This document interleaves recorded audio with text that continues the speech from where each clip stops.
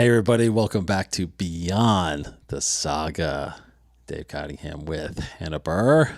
How are you, Hannah? I am well but tired. How are you? Yeah, it's a lot of work going on, and it's hot outside, It is hot. which just kind of drains you. It does. There's something about it's not just the heat, it's the humidity Well, yeah, true, that but there is just a big heat wave going on in the eastern part of the states here, and it's it's only going to get worse. It's like mid 90s this week here. Just can't imagine it being any less down there. So it's mid 90s to yeah, 102 it was the other day, something like that. Yeah, 102. wow. Okay, but we are here talking about Star Wars Tarkin as we dive into stories beyond the Skywalker saga. You know, we're in a little bit of a slow period now in Star Wars right now altogether. There's a lot of, as we'll talk about it on Inside the Force this week, there's a lot of things in development and things they're talking about, which we'll get into. But for this, we are focused on this book here, which is written by James Luceno. And I don't know, I think you just recently read this, Yes, right? handful of months ago. I read this when it was pretty much came out, What? which, yes, has been a while because this was, I believe, so this came out back in November of 2014. So I believe this was the second like new canon book that had come out. Really?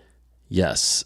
And it escapes me really what I can't remember what the first one. I think, actually, the first one was A New Dawn, the one with Kanan and Hera.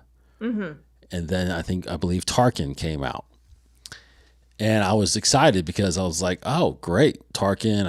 I know about the character, but this is a new canon, so I wonder what this was. And then this story was kind of a mixture of, a couple missions he was sent on with Vader, and then some flashback to a younger Tarkin to see where he came from and things like that. So I had to kind of refresh my memory on, kind of read back on some of the notes and the summaries and stuff online, just to kind of refresh my memory on everything that happened in this book, because I remember listening to it and thinking this is a great start to the new canon of books, because I like the New Dawn as well, and I really like this one. I really like James Luceno's the writing style and how he did it. And of course, I listened to it, so it was like hearing this epic production, and hearing the voice of Tarkin and Vader and stuff like that was pretty neat. So overall, what did you think about this book? Overall, I mean, you summarized it great what the book is about. I was kind of blindsided by it, but in a good way. Hmm. Like, because when we first meet Tarkin, we think, oh, he's this super confident person. He knows this role. He's ruthless.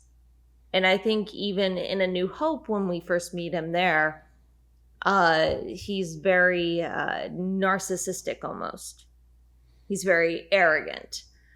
But when you read this book, you I I can't help but make me but to think that he is almost reminiscent of Thrawn, in the sense of that he's very smart strategically. He Hmm. seems to know the exact steps his enemy is gonna take. And then the really shocking part for me is the mutual respect between him and Vader. Like, he Hmm. earns it. Hmm. It's very clear he earns it in Vader's eyes. Vader at first is like, why am I being paired with this guy? What the heck? I would the only thing about these books is I wish we had more of a perspective into what Vader was thinking in the moment to better understand why Vader respected him so much. because there is a mutual respect. While I wouldn't go as far as to say there is a mutual trust between the two of them, I would say there's enough where it's like, I respect your position. You know what you're doing. So you do it.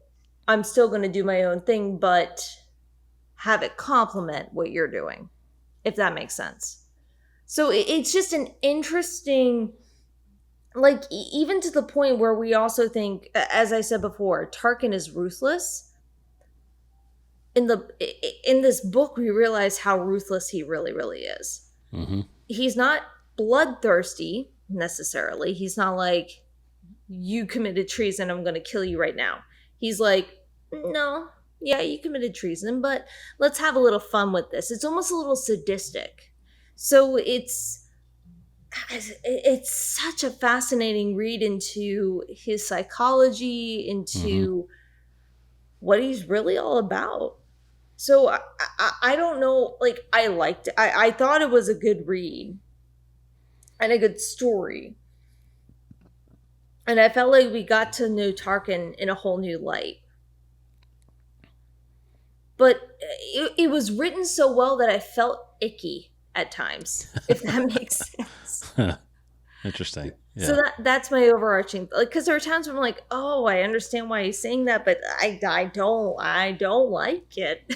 What were your overarching thoughts? Oh, I mean, I really dug it. Again, I think, getting this book so early on in the new canon, it was, I kind of thought this is where it was going to go, where we were just going to get these stories of these characters that we didn't deep dive into in the movies. They're not lead characters and things like that, even though the first book of New Dawn was Hera and Kanan, but not many people know about them if they didn't watch Rebels, right? So, right. And Tarkin, at this point, there were a lot of legend stories of Tarkin, and there were, what we knew about him in the original trilogy, and then of course, like at this point, at least at this point when I read it, Rogue One had not been out yet, so all we had was kind of the original trilogy and what we had from Legends. Now, from Legends, Tarkin technically, and I didn't read a lot of Legends books, but what I've remember hearing about them was Tarkin was a lot more ruthless. He was. In fact, the one thing I wanted to, mention in this is, and the one thing I felt like was missing in this from the Legends was what was known, a very popular thing, what was known called the Tarkin Doctrine. And the Tarkin Doctrine was his plan, basically. He came up with the plan to Palpatine, Emperor Palpatine, regarding rule by fear, which is basically using the Death Star. And again, in Legends, the Death Star was his brainchild. Whereas as the prequels came out and, we understood that it wasn't him, he just took it over, that it was actually Palpatine's idea with, the making the Geonosis and start building it and things like that. So, that was a little change, obviously, from what we've known about him before. But this was a more complex, detailed telling of his past. Like you said, it kind of outlines how he was. It doesn't change the character at all, I don't feel like, because he is still that ruthless person that we see in A New Hope and glimpses of it in Rogue One.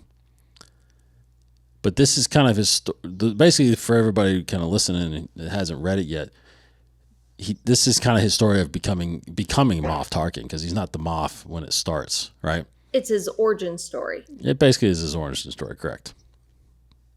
And, kind of, again, it goes back to his childhood on Eriadu, I think is the planet he's from. I think so.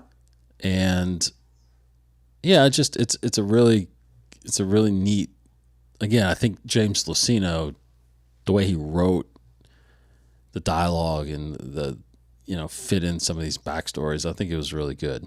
It really was. So the main story of this takes place 14 BBY, which is about 5 years after Revenge of the Sith. So, to kind of talk about what you were mentioning about the relationship between Vader and Tarkin. Again, the one thing I think that gets confusing, I think, for some, and I remember hearing about this a while ago, was that in episode 4, without knowing, that was the first movie, right? Without knowing everybody's backstory. If you just watch that for the first time, never seeing anything Star Wars, it did feel a little odd. It should feel a little odd that Vader is basically taking orders from Tarkin. Right. Like, he's standing behind him. He's listening, and taking commands from him. Like when Vader's choking out Mahdi and he's like, release him. He's like, as you wish. He's like, wow, so this guy is pretty powerful. Maybe Vader's not like first in command or second in command, Well.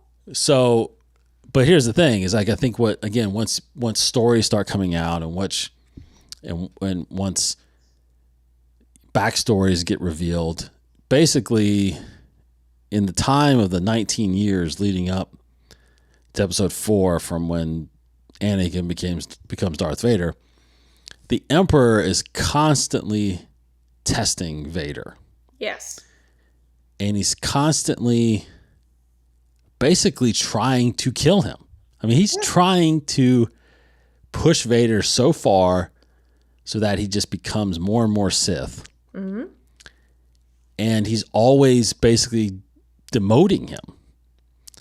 So to put Vader in that position where he has to basically follow Tarkin's lead, it's like the Emperor's making him do this. Oh, absolutely. But so, I feel like in the book, though, it's subtle. Well, this is the start of that, is what I'm saying. Is like, oh yeah, you're starting to see how Vader is just being used by Palpatine all the time. Oh yeah. And when he feels like putting him in his place, he just puts him in his place. But Tarkin is also, this is the rise of Tarkin, and he has become very prominent in the Empire. And there's still at the end of this, somewhat in this, there is still a Tarkin doctrine. It's not the same as before, but it's kind of the same. But the thing is, even in the book, you can clearly tell Tarkin, even though he'll never admit it, he's scared of Vader. Well, I think everybody's scared of Vader, yes. Everyone, but he definitely, but his fear is more of respect. And I think that's why,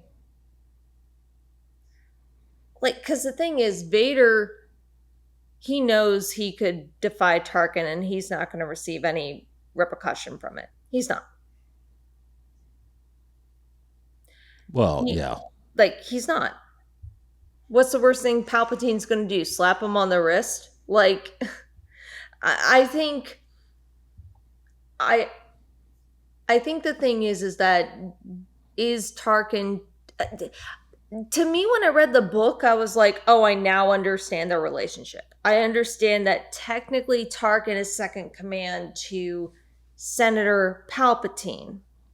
Vader is second in command to Lord Sidious. So they're technically equals, but they have such respect for each other that if one person tells the other, hey, knock it off, the other person's like, I'm not going to die on this hill, so whatever you say. That was my takeaway from the book. And that's what I mean by mutual respect, is that they both technically are second in commands, but they're second in commands for different personalities of the same or different personas of the same person. Mm. And for me, this book artfully depicted how if Tarkin thought something, Vader eventually, it took a little bit of time for them to get into this rhythm, but Vader yes-and it. Or he said, whatever you say, and he went with it. Tarkin did the same with Vader. Vader's like, we should do this. And if Tarkin didn't see a reason otherwise to do something different, he's like, yep, I yield to you. Like, they have this weird yin yang thing going on. So that's why for me, like, yes, when I first saw A New Hope, I was like, oh, Tarkin has power over Vader. That's interesting. But after reading this book, I'm like, no, there's just a mutual respect. And it's like that warning voice. Now, when I hear it or when I see that scene, it's Tarkin's warning voice of, you don't want to cross this line. Like, hold it in, just wait. And then Vader's like, okay, you're right. Okay. Mm-hmm. I'm not going to die on this hill. Yeah. Well, at that point, Tarkin is the lead commander of the Death Star. He is. Like, nobody makes decisions over Tarkin once that comes up.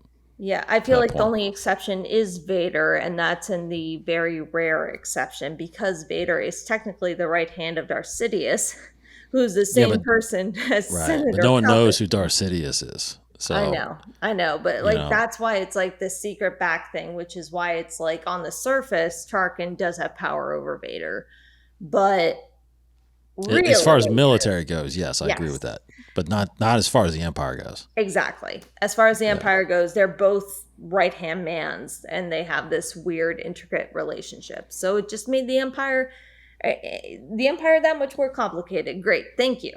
Appreciate that. It wasn't complicated already. Yeah, well, again, Vader is not as known to everybody as we think he is. That is true. Time and time again, we hear in the books, people are like, oh, I heard about Vader. Did you hear that? Like, he's almost like a myth, He is a myth. Yeah, that's right. And if you're lucky to survive him, then everybody thinks you're a crazy person, you're exaggerating, which I think is nuts, considering that the majority of people at least had some interaction with a Jedi at one point or another, considering how many peace contracts they've done.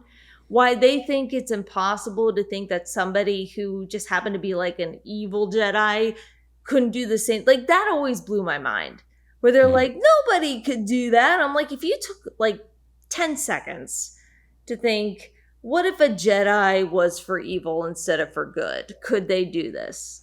Like, if you were mesmerized by the powers of the Force, would you not take a moment to just sit back and go, you know what, there's probably some truth in this? Because the majority of the people who hear these are like, oh, right. True. Not true. And it's like, you witnessed the power of the Jedi. How could you not believe this could be possible? Mm-hmm. Anyway, that's just my own tangent there. Yeah, that's interesting. Yeah. Yeah, overall, I'm glad we did this book because it's been out there for a while, and I don't know how much more is going to come from Tarkin. I mean, he's obviously gone and dying on the Death Star, and Dave, spoilers. Yeah, right. Yeah. He has popped in, obviously, in Clone Wars, and now Rogue One, and so it's a good story to follow of him. What do you? What do you think about impact? Was this book needed? Do you think we needed to know background of Tarkin? I mean, I don't think we quote unquote needed it. Did it help provide context to certain things? Sure. Mm-hmm. Did we need it? I mean, hearing that it was potentially the second canon book that wasn't the Legacy or Extended Universe. I mean, that has significant impact. But did we need it? Like, do we really need to know all of this about Tarkin? Not necessarily, but it certainly helps explain a number of things. Mm-hmm. Yeah. What do you think? I think it's a good read, but I don't think it was necessary. I don't think it was one of those ones where I was thinking, I really want to know more about Tarkin's background, you know? Right. But it's pretty good. It was a lot better than I thought it was going to be. And, you know, but there's not a lot of significance in this this part of the timeline that it really mattered to me. Like, if this was more around the Rogue One, maybe a New Hope time period, you know, I think it would have been a little more impactful, maybe. But, yeah, that. Plus, again, like when this came out, we had not explored that era. This was like the first time we started exploring that era. Right. Now we've got like all kinds of shows and stuff like that part of it, but. So I will give this, I'll give this probably like a 3 out of 5. Same. Yeah. I would also give it a 3. Like it's a great read. If you want a great read, highly recommend. Yes. But I think the reason why it is a 3 out of 5 is that it's not necessary. It's not life-changing to the whole Skywalker saga, to the whole Star Wars universe. It helps. Did you listen to it? I did. Yeah. Okay. Yeah. It was great. It was good. All right. Any final thoughts on that? If you want a good read, read it. He is a very complex character. Yes. The Rise of the Moff. The Grand Moff, if you want to. Yeah. Oh, that's right. That was a sorry, spoilers, brand new position he was given. That's right. Grand Moff. Like he needed Tarkin. A boost to his ego. Yes, right. Okay. As always, thanks, Hannah. As always, thank you, Dave. Great insight. Thanks, everybody, for watching and listening.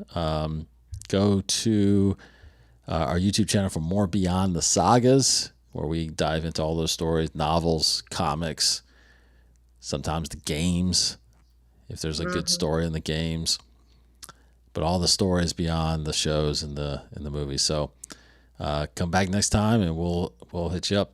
Take care, Hannah. We'll see you next time. Take care, Dave. We'll see you next time. Thanks, everybody. May the Force be with you.